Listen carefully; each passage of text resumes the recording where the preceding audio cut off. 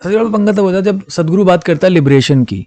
मैं कैसे तुम्हारी लिबरेशन की आइडियोलॉजी को समझूं जब तुम खुद ही इतना ज़्यादा बाउंड हो, लिमिटेड हो बाय रिलीजन, लिमिटेड हो बाय द गवर्नमेंट, लिमिटेड हो बाय ऑल दीज बाउंडेशंस जो तुमने अपनी फॉलोअरशिप, अपना बिजनेस बढ़ाने के लिए या फिर ये जो भी तुम ट्रेंड्स फॉलो करते हो इंटरनेट पे उसके लिए बनाई हुई हैं।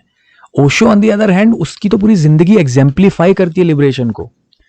उसने लिबरेट कर लिया अपने आप को रिलीजन से, उसने लिबरेट कर लिया अपने आप को गवर्नमेंट से, अपना ही शहर बना लिया, अपनी गवर्नमेंट बना ली। उसने लिबरेट कर लिया अपने आप को सारे छोटे छोटे सोशल नॉर्म्स से। ओशो की आधी सी ज्यादा बातें आप घर में बैठ के अपने माँ बाप के सामने भी नहीं कर सकते हो, इतना ज्यादा लिबरेटेड इंसान था वो। सदगुरु on the other hand he is a conformist. सवाल जो मैं पूछूं तभी तो मैं इंसान हूं, दुनिया को मैं। All righty then, Osho versus Sadhguru. भैया ये कौन सा वीडियो देखने आ गया यार तुम लोग? Because this is very honestly is very weird for me ये वीडियो बनाते हुए, क्योंकि कंपेयर करने के लिए दो लोगों को कॉमन ग्राउंड तो ढूंढना पड़ता है पहले। है मोदी को आप कंपेयर करते हो राहुल गांधी के साथ, मोदी कंपेयर करते हो केजरीवाल के साथ, मोदी को शाहरुख खान से नहीं कोई कंपेयर करता, समझ लो। उसी तरीके से ओशो को कंपेयर करना सदगुरु से भी बहुत वियर्ड है।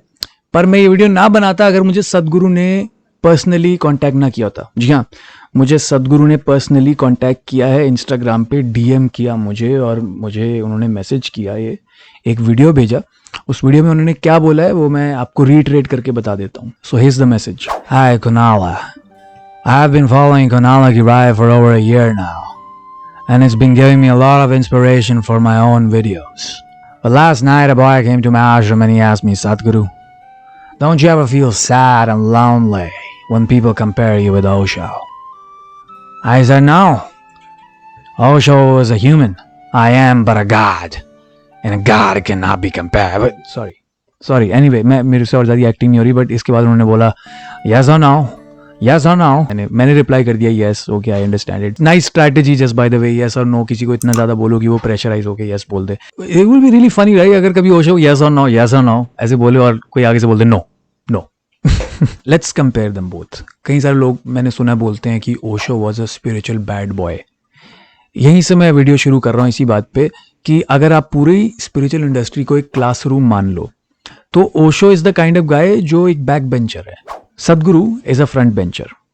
लेकिन सदगुरु टिपिकल है उस चीजों में जो वो कर रहा है। सदगुरु एक टिपिकल फ्रंट बेंचर है, ओशो एक टिपिकल बैक बेंचर नहीं है। दो, ओशो इस तरीके का बैक बेंचर है जो बैक बेंचर होने के बाद भी टॉपर है। टीचर उससे डिबेट नहीं करते हैं किसी टॉपिक पे, क्योंकि जिस टॉपिक पर टीचर ने पीएचडी करी हुई है उसी पर वो टीचर को हरा भी सकता है। इस तरीके का बैक बेंचर है ओशो। सदगुरु ऑन द अदर हैंड पूरा टिपिकल फ्रंट बेंचर है। टीचर्स की चाटता है, टीचर उसको बहुत पसंद करते हैं, टाइम पे असाइनमेंट सबमिट करता है, सब कुछ परफेक्ट। अब ये जो टीचर वाली एनालॉजी है इसको अगर आप रियल वर्ल्ड में ट्रांसपोज कर लो, सिंस टीचर एक क्लासरूम में पावर या फिर अथॉरिटी फिगर होता है, रियल वर्ल्ड में पावर अथॉरिटी कौन है? गवर्नमेंट की है, राइट? आप देखोगे ओशो कभी भी गवर्नमेंट के साथ बना के नहीं रख पाया, क्योंकि वो कभी उस चीज में इंटरेस्टेड ही नहीं था। इनफैक्ट इंडिया की गवर्नमेंट उससे बहुत नाराज थी, इंडिया से निकल गया, यूएस की गवर्नमेंट उससे बहुत नाराज थी, और होती भी क्यों ना, सेपरेशनिस्ट आइडियाज थे उसके। उसने एक अलग शहर बना दिया भाई, अपनी खुद की गवर्नमेंट बना दी उसने। This was Osho. सदगुरु ऑन द अदर हैंड बहुत ज्यादा गवर्नमेंट की लिमिटेशंस में रह के काम करता है, क्योंकि वो बहुत एक कन्फर्मिस्ट है।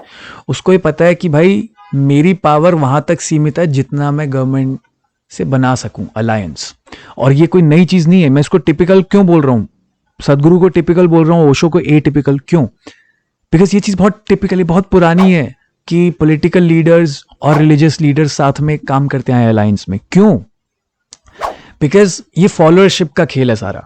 गवर्नमेंट सारा फॉलोअरशिप का खेल है। आप जितनी बड़ी फॉलोअरशिप जमा कर लो उतना ज्यादा चांसेस होते हैं किसी भी आपके पॉलिटिकल एंडेवर में घुस के उसमें जीत जाने के। तभी आप देखोगे ऐसे जितने भी लोग जो फेमस हैं, जो पॉपुलर हैं, वो पॉलिटिक्स में कभी ना कभी उंगली करने की कोशिश करते हैं कि हम भी यार इसमें कुछ करके देखें। जैसे एक्टर्स भी करने की कोशिश करते हैं, बहुत सारे रिलीजियस लीडर हैं वो करने की कोशिश करते हैं, पॉलिटिकल लीडर तो कर ही रहे हैं।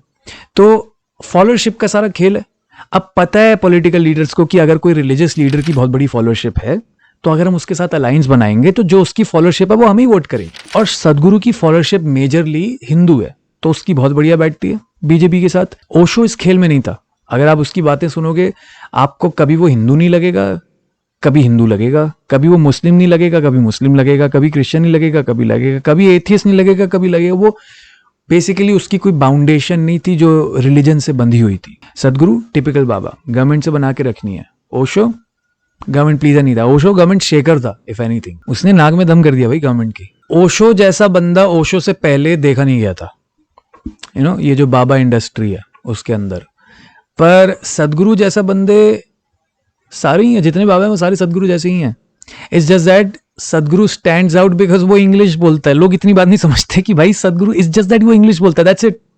उसको बहुत अच्छी इंग्लिश बोलनी आती है, वो बाइक चलाता है, वो जो रोगन के साथ पॉडकास्ट पे जाता है। ये तीनों मैंने चीजें बोली हैं, ये तीनों चीजें यंग लोगों को बहुत पसंद है।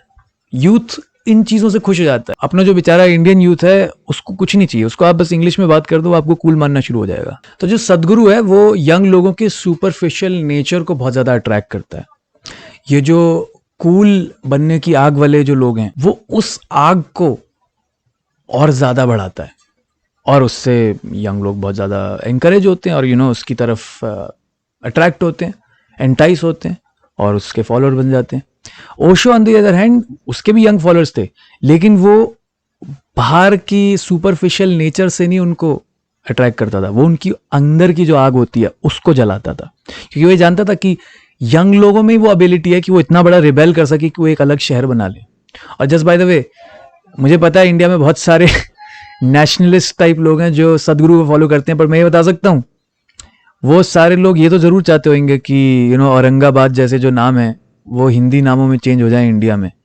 लेकिन बेटा यूएस में हिंदी नाम का शहर बना के दिखाओ, ये ओशो ने बनाया था। रजनीशपुरम नाम का शहर उसने यूएस के अंदर बनाया था। किसी भी नेशनलिस्ट की ये ड्रीम होगी, ये चीज भारतीय रिप्रेजेंटेशन की आप बात कर रहे हो पूरी दुनिया में कैसी है। ओशो ने भाई शहर बना दिया अपने नाम का, हिंदी नाम का। You fucking kidding me?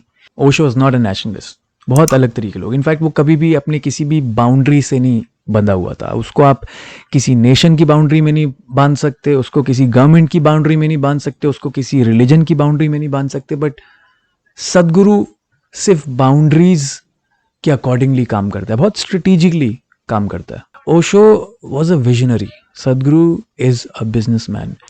सदगुरु is a weirdo, I don't know. देख सदगुरु जिस तरीके से बात करता है स्टेज पे, मुझे पता है वो बंद कमरे में ऐसे बात नहीं करता होगा, वो बंद कमरे में ऐसे बेंचो माचो ये सब बोलता होगा, लेकिन वो स्टेज पे नहीं ये सब कर सकता है।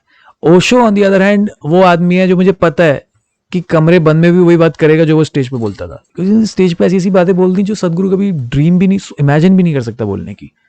उसने सीरियसली उसका एक पूरा वीडियो पढ़ा जिसमें वो फक वर्ड बता रहा है कितना अच्छा है, और पता नहीं कितना, शायद 7-8 मिनट का वीडियो है, और उसमें अलग अलग वो मीनिंग बता रहा है सेम वर्ड के। समथिंग सदगुरु कैन नेवर डू। सबसे बड़ा पंगा तब होता है जब सदगुरु बात करता है लिबरेशन की।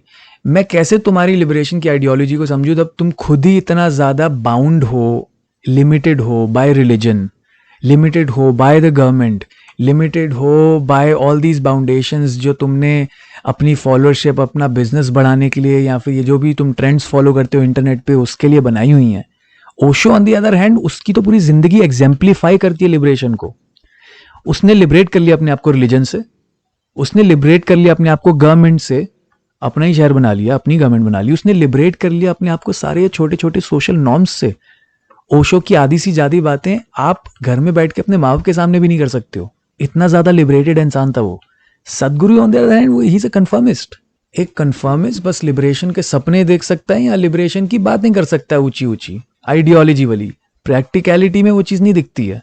तो मैं कैसे क्रेडिबल मानूं सदगुरु को? I don't know, I am just being honest. But anyway, fan boys तो नाराज होते ही हैं। Who cares, you know what, I don't give a flying fuck.